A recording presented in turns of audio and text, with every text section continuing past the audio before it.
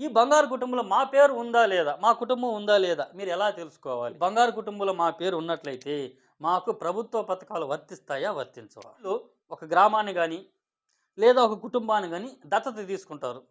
ఈ బంగారు కుటుంబంలోకి మీ పేరు, మీ కుటుంబం రావాలి అంటే అందరికీ నమస్కారం. నేను మీ మధ్యమడికి మునిరత్నం. ఈరోజు మనం వినినందు ఈరోజు తారీఖు ప్రకారం మార్చి 31వ తేదీ.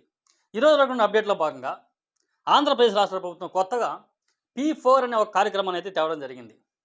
సో, దీంట్లో నిన్న మన ముఖ్యమంత్రి గారు కూడా ఉగాది సందర్భంగా ఈ ప్రోగ్రామ్ అయితే లాంచ్ చేశాడు. సో, అందులో మాట్లాడుతూ పేద కుటుంబాలకి, నిరుపేద కుటుంబాలకి ఈ ప్రోగ్రామ్ ద్వారా మేము చేయూత ఇవ్వబోతున్నాము అని అయితే అన్నారు. ఓకే. కాబట్టి దీనికి సంబంధించి మన సబ్‌స్క్రైబర్స్ కూడా చాలామంది "అన్నయ్య ఈ P4 సర్వే అంటే ఏమిటి? దీని గురించి డీటెయిల్‌గా ఒక వీడియో చేయండి అన్నయ్య" అన్నారు. కాబట్టి ఈ వీడియోలో మనం చాలా వివరంగా ఈ P4 సర్వే అంటే ఏమిటి? పేద ప్రజలకి ఇది ఏ విధంగా ఉపయోగపడుతుంది? ఈ లిస్ట్‌లో మన పేరు ఉందా లేదా ఏ విధంగా తెలుసుకోవాలి? కంప్లీట్‌గా అన్ని వివరాలు మనం ఈ వీడియోలో తెలుసుకుందాం. కాబట్టి వీడియో నచ్చిందనుకుంటే మాత్రం ఖచ్చితంగా లైక్ చేయండి. ఈ ఇన్ఫర్మేషన్ చాలా మందికి కూడా తెలుసుకోవాలి. వాళ్ళు కూడా లబ్ధి పొందాలనుకుంటే మాత్రం ఖచ్చితంగా లైక్ చేయండి, షేర్ చేసుకోండి. ఓకే. ఇంకా మీకు ప్రభుత్వ పథకాలకు సంబంధించి ఎలాంటి అప్డేట్ రాష్ట్ర ప్రభుత్వం నుంచి అధికారిక అప్డేట్ ఏం కావాలన్నా కూడా మన సంబంధించిన వాట్సాప్ గ్రూప్ ఉంది. ప్రభుత్వ పథకాల వారిది అని ఉంది. ఓకే. వీడియో డిస్క్రిప్షన్‌లోనే ఇస్తాను. ఫస్ట్ కామెంట్‌లోనే ఇస్తాను. అక్కడ జాయిన్ అవ్వండి. అందులో ఎప్పటికప్పుడు నేను అప్డేట్స్ దాంట్లో పొందుపరుస్తూ ఉంటాను. ఓకే. ఇప్పుడు మనం టాపిక్‌లోకి అయితే వెళ్ళిపోదాం. ముందుగా రాష్ట్ర ప్రభుత్వం P4 అనే కార్యక్రమాన్ని అయితే తేవడం జరిగింది. ఓకేనా. అసలు ఈ P4 అనేటి పేరు ఎలా వచ్చింది అంటే P4 4 పీలు కలిపితే P4 అనే కార్యక్రమాన్ని తేవడం జరిగింది. సో, అది ఏంటంటే మొదటిది పి పబ్లిక్, మరో పి ప్రైవేట్, మరో పి పీపుల్, మరో P partnership. Okay. Public, private, people, partnership ఈ 4 కలిపితేనే P4 అనే ప్రోగ్రామ్‌ని డిజైన్ చేశారు. ఓకే. ఇది క్లారిటీ కదా అందరికా?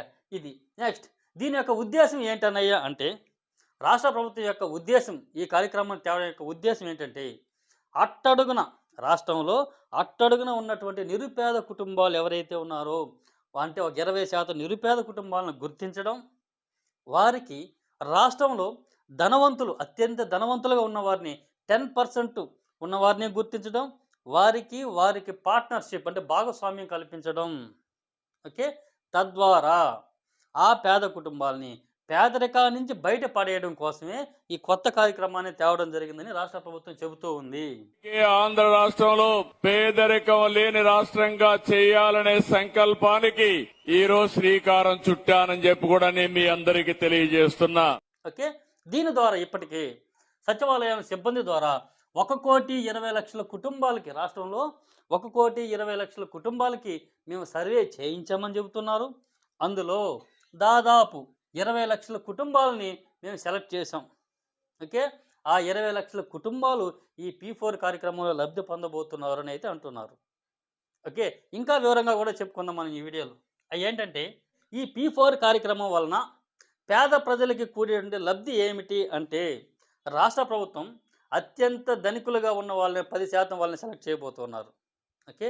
వారి ద్వారా కింద స్థాయిలో ఉన్నటువంటి 20% పేదరికంగా ఉన్న ఆ కుటుంబాలకి వాళ్ళు చేయూతనిస్తారు. వాళ్ళు ఆ పేదరికంగా ఉండడానికి గల కారణాలు ఏమిటి? సో, వాళ్ళకి ఎలాంటి సపోర్ట్ ఇస్తే వాళ్ళు పేదరికాన్ని నుంచి బయట వేయగలుగుతాం అనే కాన్సెప్ట్ ద్వారానే ఈ కార్యక్రమం జరగబోతుంది. కావున ఆల్రెడీ నిరుపేద కుటుంబాలను మేము గుర్తించేసామని అయితే ప్రభుత్వం చెబుతూ ఉంది. కాబట్టి దీనికి సంబంధించి నిన్న 30వ తేదీ మార్చి 30వ తేదీ ఉగాది నాడున రాష్ట్ర ప్రభుత్వం ఈ ప్రోగ్రామ్‌ని అయితే ప్రారంభించడం జరిగింది. ఇందులో వాళ్ళు మోరల్ సపోర్ట్ ఉంటుంది, ఫైనాన్షియల్ సపోర్ట్ ఉంటుంది. వీలైతే వాళ్ళకి ఆరోగ్యానికి సంబంధించి గానీ, విద్యకి సంబంధించి గానీ, వాళ్ళకి ఎటువంటి ఆర్థిక సపోర్ట్ ఇస్తే, లేదా వాళ్ళకి ఎటువంటి గైడెన్స్ ఇస్తే ఆ పేద కుటుంబం నుంచి వాళ్ళు బయటపడతారు. వాళ్ళకి ఎలాంటి సపోర్ట్ కావాలి అనేది ధనవంతులైన 10% వాళ్ళకి, వీళ్ళకి భాగస్వామ్యం కల్పిస్తారు. ఓకే. ఇదే దీని యొక్క కాన్సెప్ట్ అన్నమాట. ఓకే. గుర్తుపెట్టుకోండి. ఎవరైతే 20% నిరుపేదలైతే ఉన్నారో వాళ్ళని ఈ కార్యక్రమంలో బంగారు కుటుంబాలు అనే పేరుతో పిలువబోతున్నారు. ఓకే. రాష్ట్ర ప్రభుత్వం బంగారు కుటుంబాలు అని పెట్టింది. ఎవరు? నిరుపేద కుటుంబాలు 20% గుర్తించారు కదా! వాళ్ళని. ఓకే. నెక్స్ట్ ఎవరైతే ఆ నిరుపేద కుటుంబాలకు సహాయం చేయడానికి ముందుకు వచ్చారో ఓకే. ఎవరెవరు? వాళ్ళు ఎన్ఆర్ఐలైనా అంటే పబ్లిక్‌లో ఉన్న, ప్రైవేట్ అయినా ఎవరైనా పర్వాలేదు. వాళ్ళు ఎన్ఆర్ఐలు, ధనవంతులు, పబ్లిక్, ప్రైవేట్ ఎవరైనా పర్వాలే. మేము పేదవాళ్ళకి సహాయం చేయడానికి ముందుకొచ్చామంటారు కదా! అలాంటి వాళ్ళందరినీ కూడా మార్గదర్శకులు అంటారన్నమాట. రాష్ట్ర ప్రభుత్వం 2 పేర్లు పెట్టింది. ఎవరైతే లబ్ధి పొందబోతున్నారో పేద ప్రజలు వాళ్ళని బంగారు కుటుంబాలని పిలుస్తారు. ఎవరైతే సహాయం చేయడానికి ముందుకొచ్చారో వాళ్ళు మార్గదర్శకులు అంటారనమాట. ఓకే. దీనికి సంబంధించి రాష్ట్ర ప్రభుత్వం అధికారికంగా ఏం చెబుతూ ఉందంటే, ఈ బంగారు కుటుంబాలు అనేటువంటి వీళ్ళకి సమృద్ధి బంధనం, సమృద్ధి బంధనం అనేటువంటి ఒక వెబ్సైట్ అయితే ఇవ్వబోతున్నామంటున్నారు. ఇందులో ఈ బంగారు కుటుంబాల వివరాలన్నీ దీంట్లో పొందుపరుస్తామంటున్నారు. సమృద్ధి బంధనం అనే పోర్టల్ ఇస్తామంటున్నారు. నెక్స్ట్ మార్గదర్శకాలకు సంబంధించి ఎవరైతే మార్గదర్శకులు ఉన్నారో వాళ్ళకి సంబంధించి P4 స్వర్ణాంధ్ర, P4 స్వర్ణాంధ్ర అనేటువంటి వెబ్సైట్ వీళ్ళకి ఇవ్వబోతూ ఉన్నారు. ఓకే. ఈ 2 వెబ్సైట్లని రాష్ట్ర ప్రభుత్వం మానిటరింగ్ చేస్తూ ఉంటుంది. ఓకే.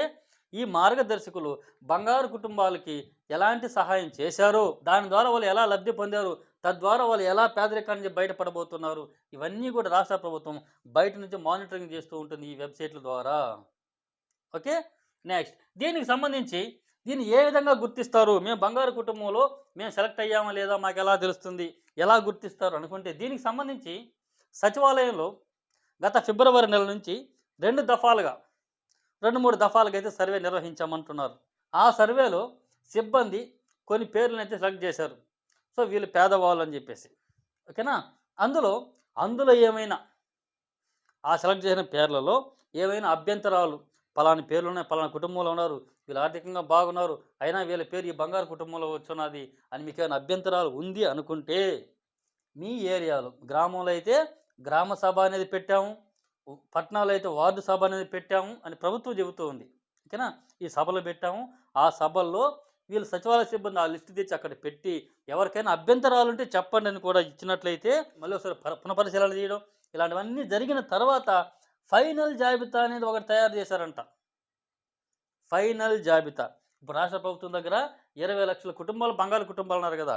సో ఫైనల్ జాబితా అనేది మీ గ్రామ వార్డు సభల్లో వాళ్ళు ఎంపిక చేశారని అయితే చెబుతూ ఉన్నారు రాష్ట్ర ప్రభుత్వం. ఓకే. ఓకే. ఇప్పుడు ఈ బంగారు కుటుంబంలో ఈ P4 సర్వే అయితే మాకు జరిగింది. ఈ బంగారు కుటుంబంలో మా పేరు ఉందా లేదా, మా కుటుంబం ఉందా లేదా మీరు ఎలా తెలుసుకోవాలి, ఈ సందేహం కూడా చాలామందికి ఉంటుంది. ఓకే. దీనికి సంబంధించి గ్రామాల్లో వాళ్ళైతే పంచాయతీ సెక్రటరీ యొక్క లాగిన్లో ఈ పేర్లు ఉన్నాయంటున్నారు రాష్ట్ర ప్రభుత్వం.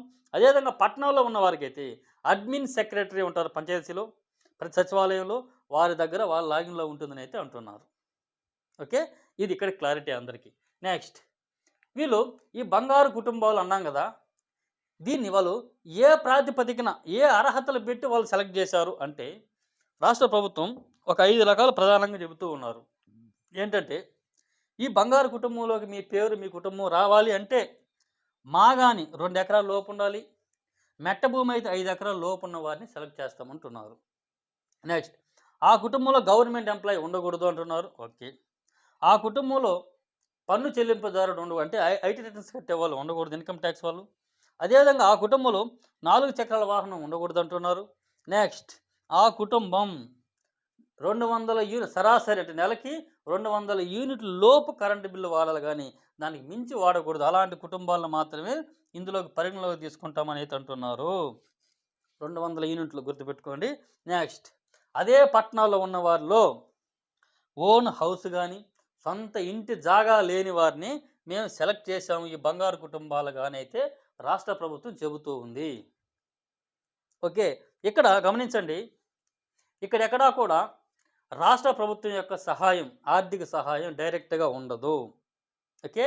ఇక్కడ కేవలం పేద ప్రజలకి సహాయం చేయడానికి ఒక ప్లాట్ఫామ్ ఏర్పాటు చేశారు, అదే P4 కార్యక్రమం అన్నారు.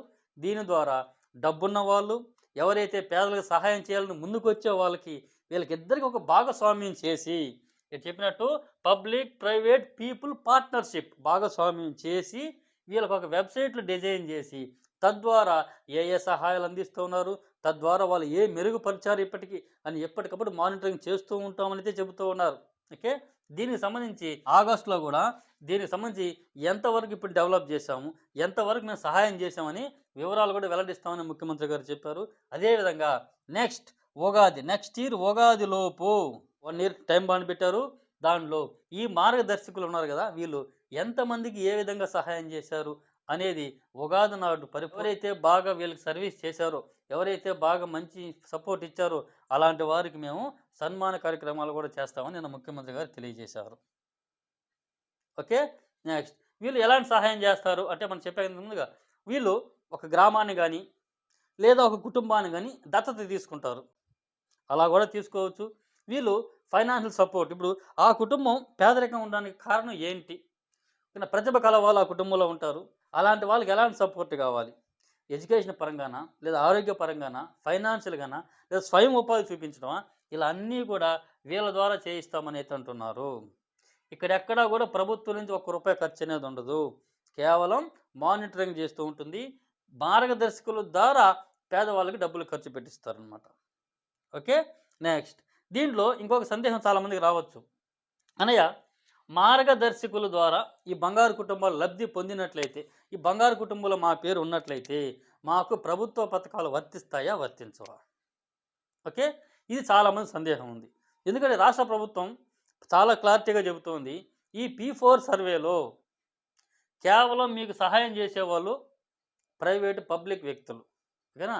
రాష్ట్ర ప్రభుత్వం నుండి అందే ఈ ప్రతి ఒక్క సంక్షేమ పథకం కూడా మీకు అందుతుంది. దాంట్లో ఎటువంటి సందేహం లేదనేది చాలా క్లారిటీగా రాష్ట్ర ప్రభుత్వం చెప్పింది. ఓకే. ఇదండి P4 కార్యక్రమానికి సంబంధించినటువంటి పూర్తి అంశాలు. ఓకేనా? ఇందులో ఇంకా ఏమైనా మీకు సందేహం ఉందనుకుంటే మన సొంత వాట్సాప్ గ్రూప్ ఉంది కదా, అందులో జాయిన్ అవ్వండి. మీ సందేహాలని అందులో నేను నివృత్తి చేస్తూ ఉంటాను. ఓకే. ఓకే అండి. Thank you. నెక్స్ట్ అప్డేట్స్తో నెక్స్ట్ వీడియోతో మళ్ళీ కలుసుకుందాం. అంతవరకు సెలవు. నేను మీ మధ్యమడికి ముందత్నం.